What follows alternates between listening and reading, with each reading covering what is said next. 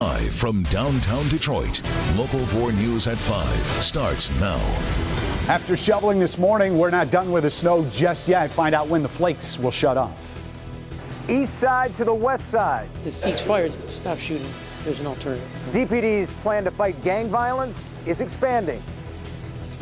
But let's begin today with live pictures from Washington, where news seems to be coming by the minute. A day full of cabinet hearings, fallout over the travel ban, and that is just the beginning, heading into what will no doubt be a news-making night. Good to have you with us here at 5. On top of all that, President Trump plans to reveal his nominee for the Supreme Court just a couple hours from now. So let's get you caught up on what's been another very busy day. First, a Senate committee approved Michigan native Betsy DeVos as the next education secretary.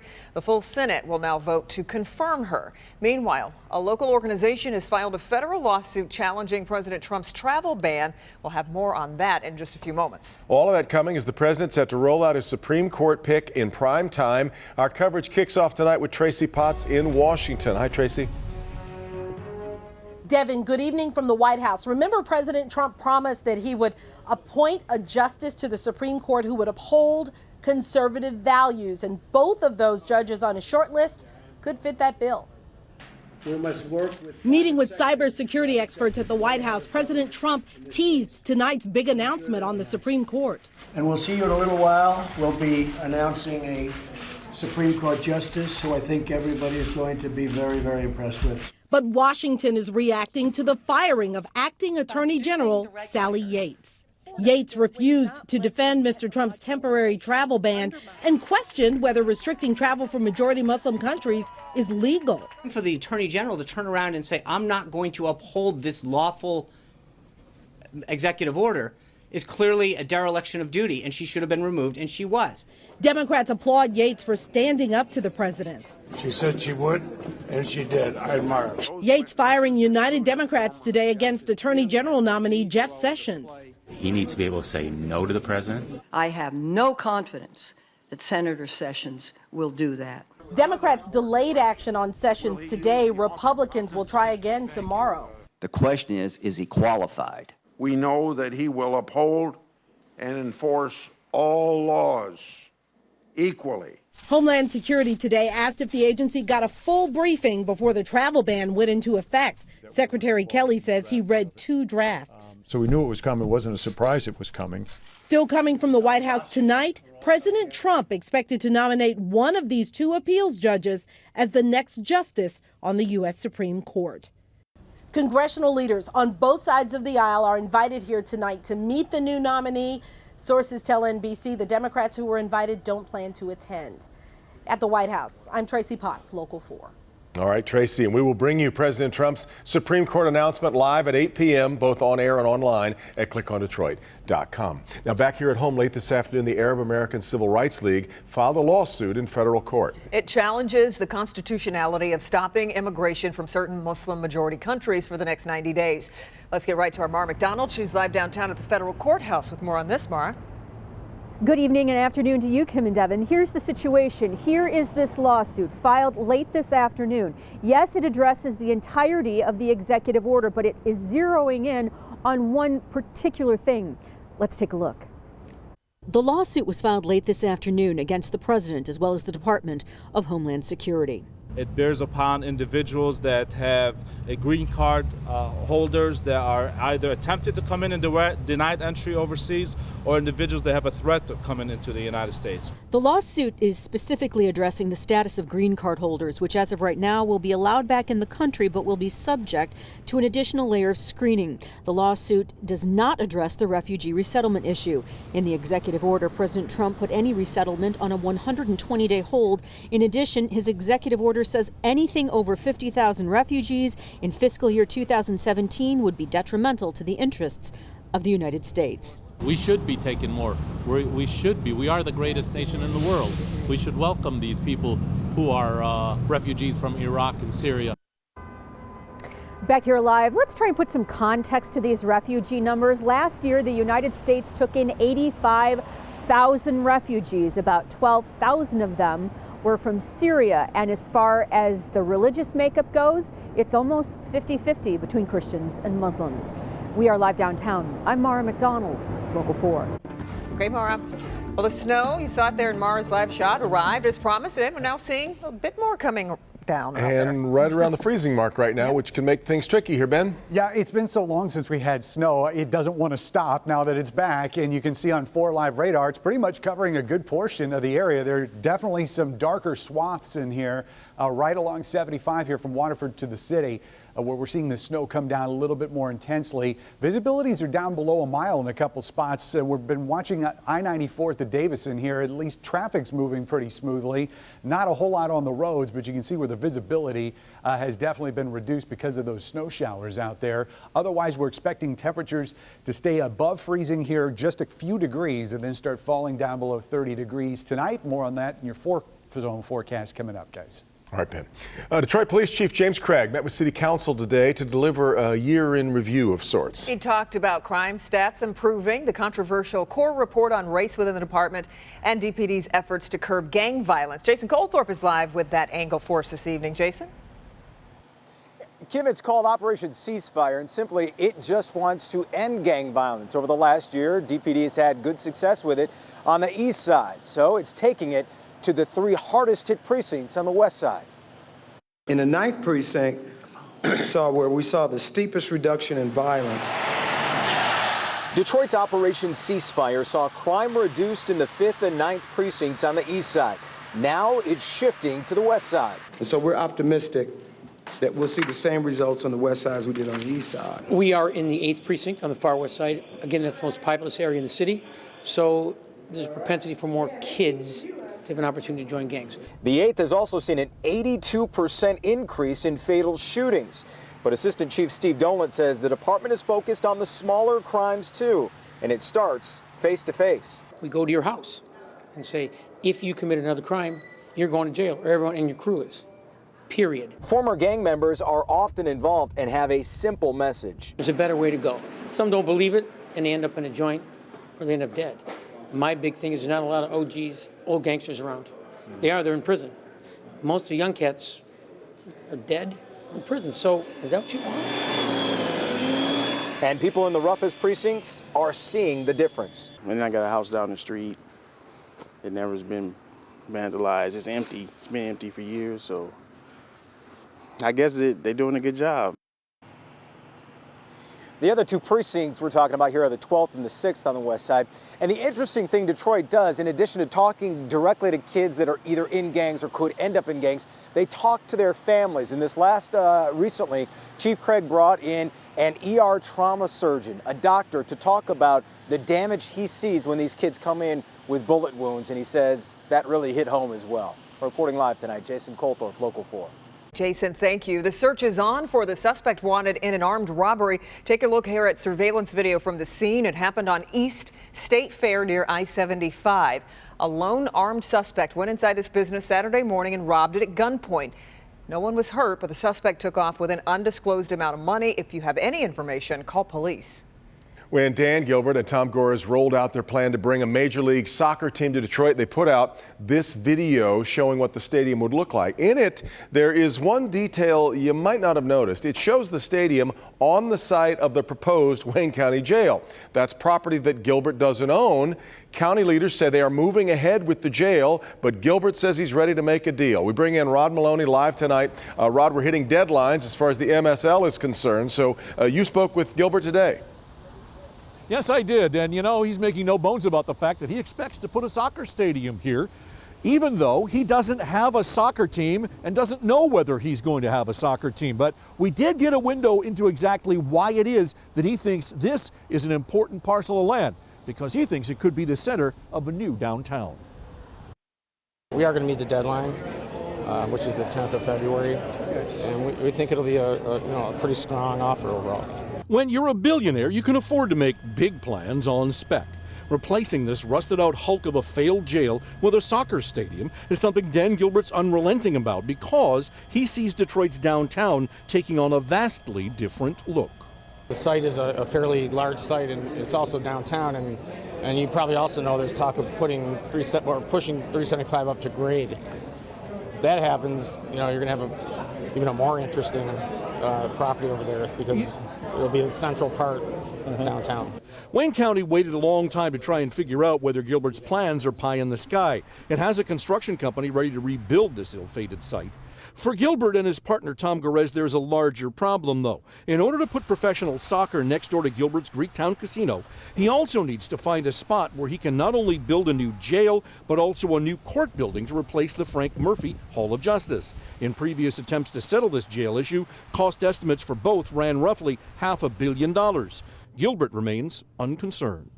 Detroit's one of the greatest sports towns in the country, so and I think we've had a great site, and I think that two good organizations partnering together, so I think we had a good shot at it. Nothing's for sure, but I think we had a good shot.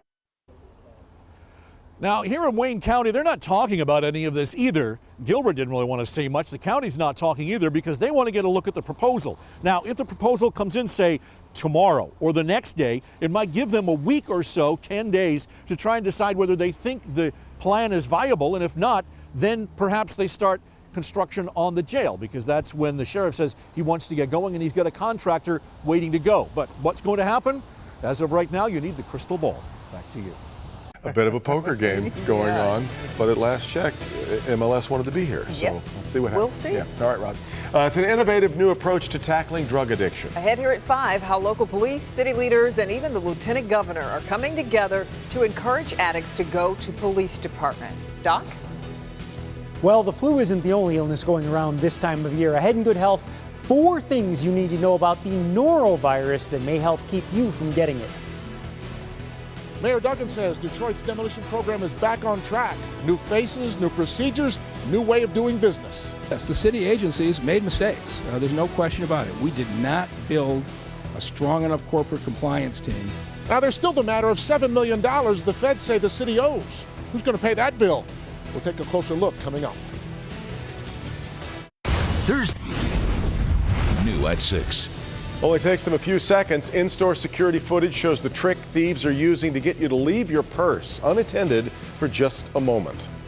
Plus, a local sheriff's lieutenant captured on camera this past November driving super drunk. New at 6, the deal he's cut, pleading guilty to a lesser charge. All right, now here at 5 today, Detroit Mayor Duggan made it very clear big mistakes were definitely made in the city's demolition program, but he says none of those mistakes was criminal. So let's get out to our Steve Garagiola live. And Steve, those big mistakes have now led to some big changes. Yeah, the word we heard most often this morning was mistakes. The mayor says mistakes from moving too fast, from trying to pick up the pace on demolitions in Detroit, and he says the mistakes began with him. The state investigation determined $7.3 million of what it deemed inaccurate or inappropriate billing. The issue is contracts from 2014 and 15 in which contracted fees were changed as costs went up. The mayor says he was pushing the land bank to speed up demolitions, and people cut corners to make that happen. I made them operate at that speed without the corporate compliance process in place, and so I just don't feel comfortable blaming any individual. I can tell you the people running it today are highly qualified and doing a good job. The feds say the city should pay back $7 million. The city says it should pay back $1.3 million.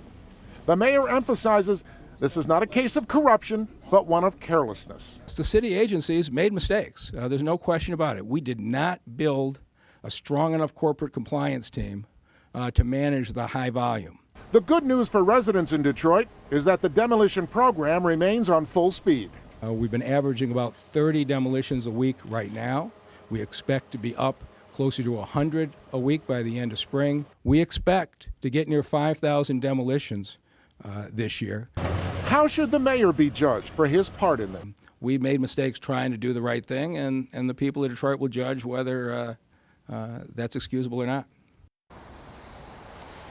The mayor says the number of buildings that need to be brought down sits at about 22,000, and he believes at the pace they're on, the battle against blight could be solved within the next 5 years. Back to you. So, Steve, how will all of this be resolved? You said there's nothing criminal here. That means no litigation. So what happens next? Yeah, the dispute is over that $6 million, and they've decided they will go to arbitration. A 3-judge panel will hear an argument from the feds and from the city, and then make a decision. The mayor says whatever that decision is, the city will abide by it. Okay, and the good news, as you said, the demolition will continue to move on full speed ahead. We appreciate it, Steve. You got it. Well, the reward grows now to $40,000 for information on the mutilated dog found abandoned in Detroit. Today, the Michigan Humane Society posted an update on Barron, saying that he continues to heal, but they are still exploring their options for his reconstructive surgery. He continues to receive antibiotics, nutrient-rich foods, and we're told a lot of love and attention from his caretakers. $40,000. That's a heap of amazing. money. It sure is, yeah. Yep. Well, we've had some pretty good snowfall last night, as Ben said it would, and now it's snowing on us again. And chilly. Yeah, just about every live shot we went to, those flakes were coming down out there. We've got a couple more hours to go, but this may add to totals just ever so slightly. We're talking maybe a couple tenths of an inch in some of those areas that were shoveled or plowed earlier today. And visibilities are down to a mile or below. Look at that swath right here. Pontiac at a half mile, City Airport 3/4, Flint at 1 mile. This is the area you can see is darker blue showing up on 4 Live radar, indicating some of those heavier snow showers. But this is also the back edge of it, which is just starting to move into our west zone right now. So we've got another hour or so of these snow showers. They'll start to wrap up pretty quickly and will be generally dry overnight. Temperatures did get up into the mid-30s for highs today. They've backed off with this latest burst of snow back down to around the freezing mark. So this is all snow out here. We don't have any reports of mixed precipitation, and I think we're probably past that point of seeing any raindrops mixing in with the snow. Did get 1 to 4 inches generally. We showed you some of the higher end totals closer to 4 inches, including out at the airport, but places like Farmington, 2.4 inches. Dearborn picked up 2.2 with that snow last night. And in our north zone, you didn't get a whole lot. About a ½ inch there in Lexington, and even less than that up in Yale, but you're also getting some of those snow showers now. Watch how that bands end pretty quickly going into the evening hours. And again, we'll be generally dry overnight. We may see some renewed snow showers down here in parts of Monterey and Monroe County. Otherwise, we're going to look for just a lot of clouds that are going to take us through tonight. Tomorrow, a cold front comes through. That will scare up some snow showers as we get into the afternoon or evening.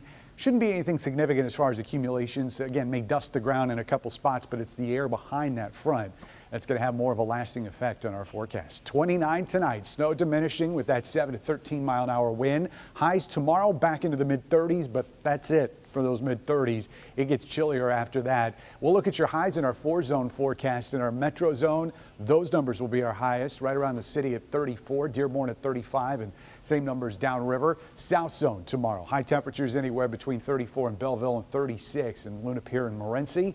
Everybody should at least get to the freezing mark, and that does include our west zone, 32 in Flint, ranging down to 34 in Ann Arbor and 35 in Canton. Even in our north zone, you're going to get to the 32-degree mark tomorrow afternoon for high temperatures. Looking for sunshine? Here it is, starting on Thursday, mixing with the clouds, a little bit more of it for Friday and Saturday.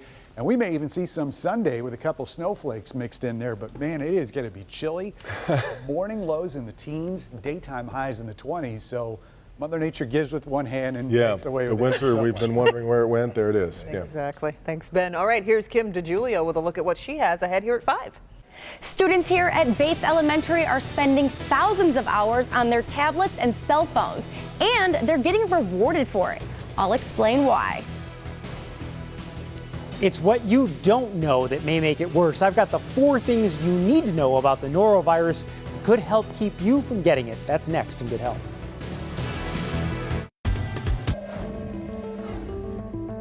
Good health tonight. Although it is flu season, there is another illness that is making plenty of people sick, and that is norovirus. And the more you know about it, the better you can avoid it. Dr. Frank McGeorge is here with 4 things you probably don't know about the norovirus, Doc. That's right, Devin and Kimberly. You know, norovirus infections cause vomiting and diarrhea. Extremely unpleasant, and in people on the ends of the age spectrum, the young children and seniors, it can lead to severe dehydration. The problem? It is extraordinarily contagious. So here are some things to help you stay healthy. Most infections are spread when we touch a contaminated surface with our hands and then touch our mouth or face.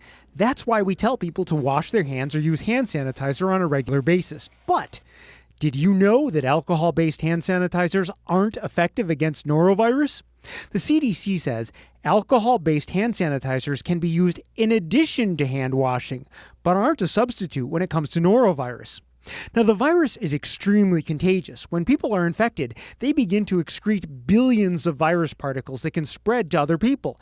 And you only have to swallow 18 particles to cause an infection. But Did you know the virus can also infect you if you breathe the particles in? When some people forcefully vomit, some of the particles also get into the air. That's why you should also avoid breathing in that aerosol. Now, norovirus is difficult to kill. Once it gets on a surface, it can survive for days. But did you know that goes for laundry and linens too? Hot water and bleach are effective to disinfect surfaces contaminated by norovirus. Now, norovirus is a virus, and we can develop immunity to viruses once we're infected. But did you know there are not only many different types of norovirus, they also have the ability to mutate just like influenza, making it hard for your immune system to fight back. Now, one other thing to keep in mind, people remain contagious for a day or two after they recover. So if you're infected, do everyone a favor and just resist the urge to resume normal contact for a bit and continue to wash your own hands after you use the bathroom so you don't spread that virus. I always wonder that, no matter what kind of illness you've got, how long are you toxic after you think you're well? So Yes. a couple days. Well, it's 1 to 2 days in the case of norovirus. So you got to wash your hands and stay away from use other bleach. people. Bleach. Yes. Bleach. All right. Thanks, Doc. New at 5:30. No, this isn't a runway. What caused a small plane to touch down on this snowy Michigan road? It's Detroit pride you can wear. New Detroit clothing brands are sending a message loud and clear. I want it to bring communities together. It, to me, represents unity and the renewal of the city. We're going to introduce you to 2 female CEOs who are celebrating the great city of Detroit with their new clothing brands.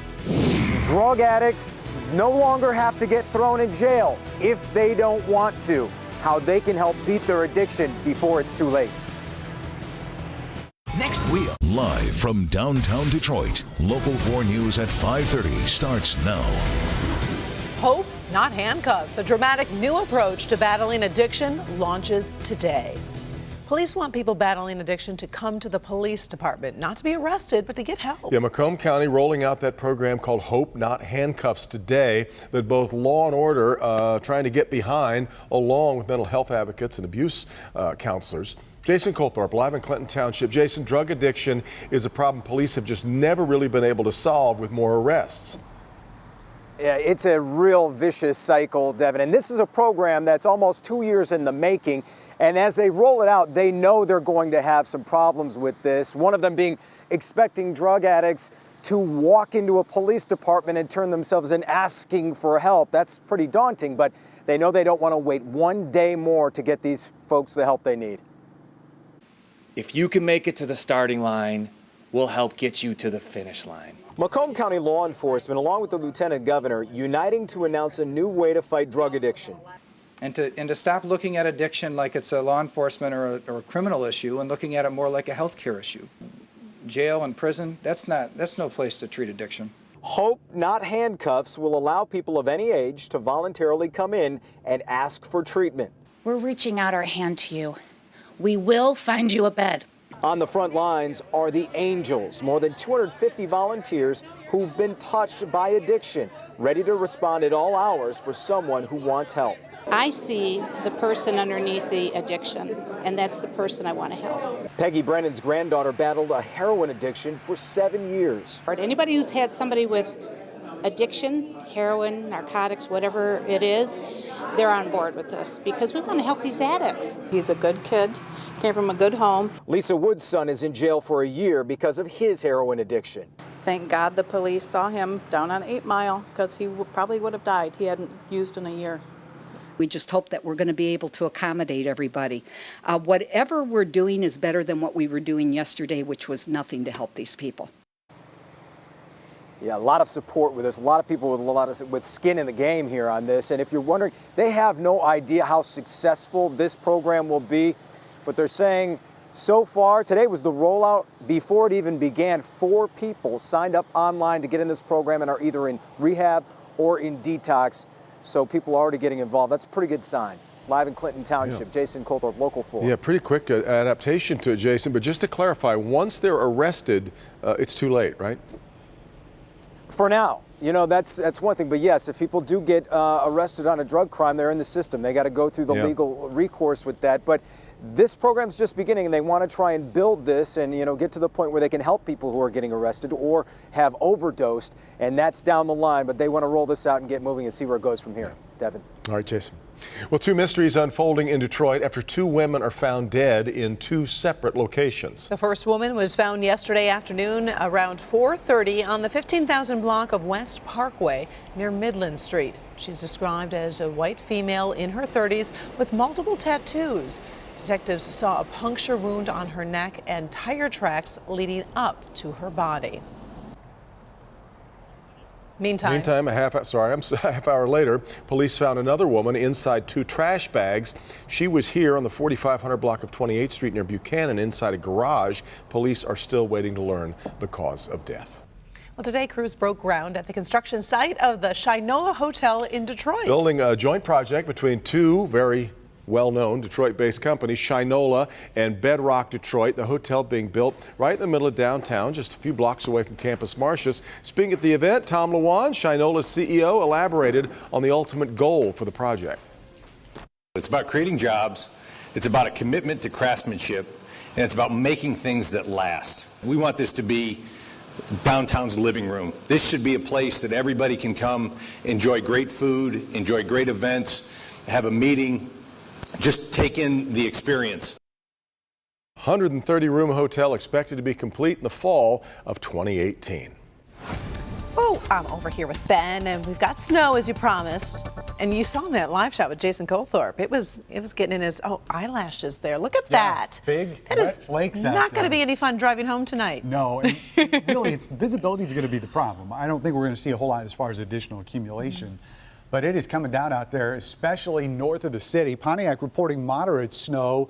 Everybody else just reporting light snow right now. But you look at 4Live radar, and that definitely gets darker blue in some of those areas in parts of Oakland and Macomb counties. So really here from Lake Orion to Troy, right on back to Mount Clemens and through most of Macomb County. That's where that band is setting up. It's a little bit more intense than it is further south. You get south of the city, and there's hardly anything down here in the southern end of Wayne County. In fact, the back edge of this snow is really just on our back porch, so to speak, and it'll be clearing out here in the next hour or so. So we're not going to be dealing with this snow for too much longer, but just about everybody's got the flakes except Jackson, already starting to dry out with cloudy skies. Coming up, we'll look at your forecast for the next 7 days, including Groundhog Day. That's in a few minutes, guys. All right, thank you, Ben.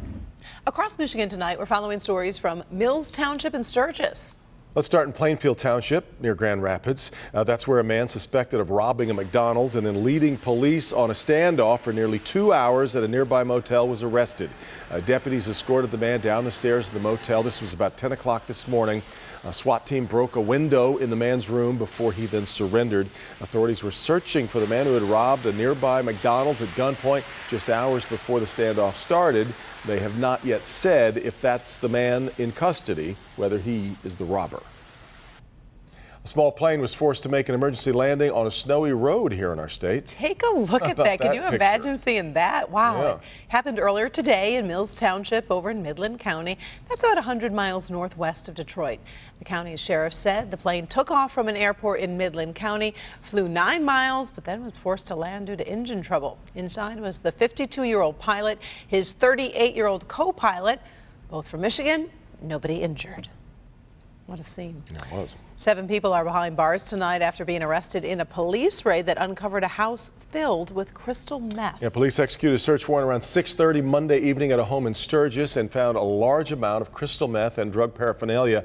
5 men, 2 women, all inside the house, all taken into custody. They're being held at the St. Joseph County Jail in Sturgis, all now facing drug-related charges. U.S. District Judge Gerald Rosen is retiring from the federal bench on Tuesday after 26 years of service. Judge Rosen, rather famous now for presiding over the Detroit bankruptcy case, engineering an $820 million deal pulling the city out of that deficit, the so-called grand bargain. Tomorrow, he'll begin serving the city of Detroit in a new way, providing arbitration and mediation services for Metro Detroiters. Pretty cool number, 1,939.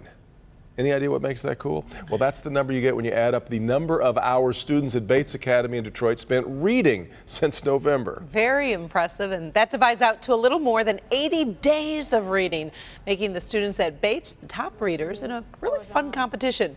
Kim DeGiulio was there as the children got a very special award.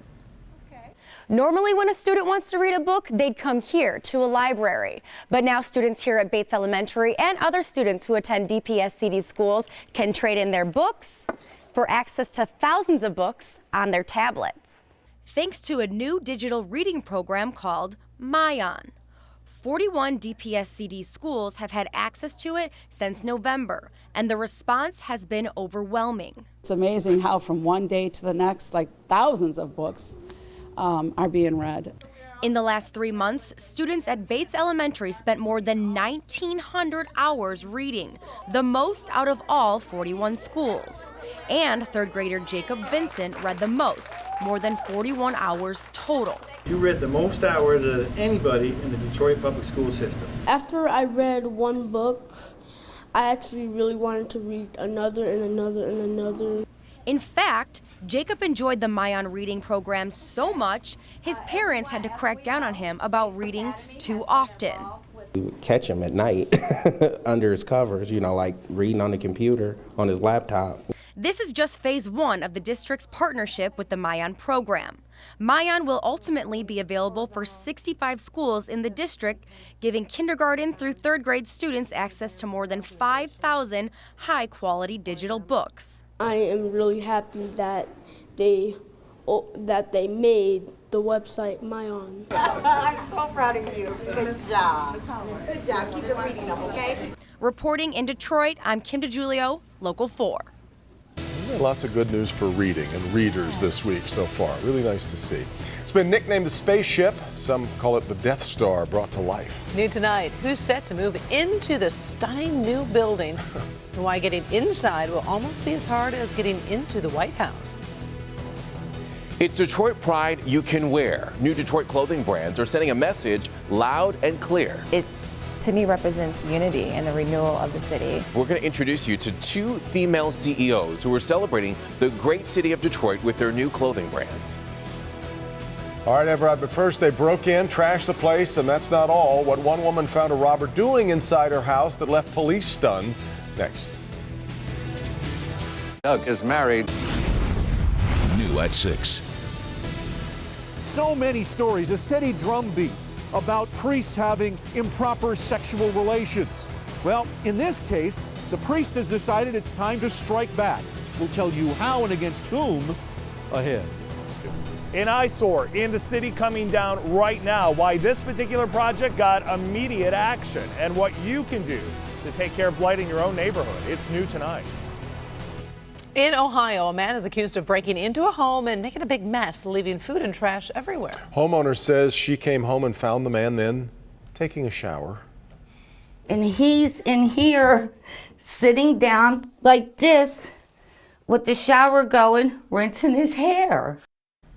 33-year-old Jacob Merchant, believed to have broken into the home by kicking in the door. Detectives say he was also caught on camera stealing food, cigarettes, and beer from a nearby store. Shortly beforehand, Merchant was arrested Monday after he was spotted boarding a bus and stopped to take a shower. It's no secret Detroiters take a lot of pride in their city and love to show it off, but it's starting to go beyond sporting the old English D or the winged wheel. There is now 2 new startups getting into the mix, and they're coming up with some pretty cool designs to rep the Motor City.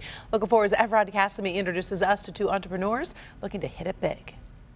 Detroit versus everybody. Detroit hustles harder and straight out of Detroit. These are just a few of the t-shirts that you'll see people wearing repping the D. Now a new wave of Detroit pride apparel is taking over with a new message.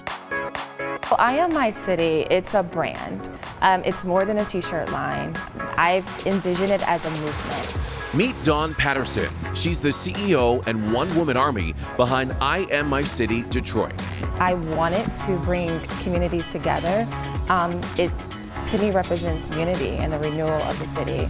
Patterson not only came up with the brand slogan, she's also the creative director behind the brand's image and even designed the website where the shirts are sold. She wanted to create something that shows Detroit pride. Detroit doesn't have that dark stigma it did once before, and that's what I want to show people, that we're Detroiters and we stick together. How does it make you feel when you see somebody wearing one of your shirts? You know what? I get very excited. It's hard not to smile. You're also guaranteed to smile when you see someone wearing a C. Franks original. C. Franks is a custom apparel company. We specialize in one-of-a-kind conversational pieces for men, women, and children. These blinged out shirts are created by Crystal Franklin. If the name sounds familiar, Crystal is the niece of the Queen of Soul, Miss Aretha Franklin. Each shirt features her late father, Reverend C.L. Franklin, and is an attention grabber. It has all the people, places, and things that made Detroit hot in the 60s, 70s, and 80s. One of the other things was like Earl Flynn. Earl Flynn was kind of a dance that we did in the club, you know, like that, like that, like that. The Bobolo boat. Everybody remembers the Bobolo boat. Franklin hopes her collection will be a bit nostalgic for Detroiters, and though these are two different brands with different messages, like the many others, they all have one thing in common: love for the city of Detroit. Both I Am My City Detroit and C. Franks are available for purchase online in a variety of colors and sizes. We posted a link to both on our website. Just go to clickondetroit.com to purchase yours. Evrod Cassimy, Local 4. What you got? I Am My City. I Am My City. This one's got the list on it. I love that it starts with Gil Hill, the very first one. I know, but it is a conversation piece. Yeah, no and doubt I love about it. You wear it. No doubt about it. Congrats to those Yeah. entrepreneurs. And best of luck going forward. All right, we got some breaking news just into us off of a story that we brought you earlier. Tom Gores and Dan Gilbert have just announced a few moments ago they now have submitted an official application to Major League Soccer to bring an expansion franchise to downtown Detroit. Stadium would sit on the site of the stalled jail project in downtown. That's been the point of contention. Gores and Gilbert have substantial sports business and investment holdings in the area, of course. They feel a new stadium will further revitalize downtown. We'll find out if Gilbert and Gores' former proposal will be chosen in the weeks to come. Remember, the deadline from Major League Soccer was February 10th, but otherwise, the county would move forward with restarting the jail construction project where it is. So we'll see what the reaction is from Wayne County Executive Warren Evans.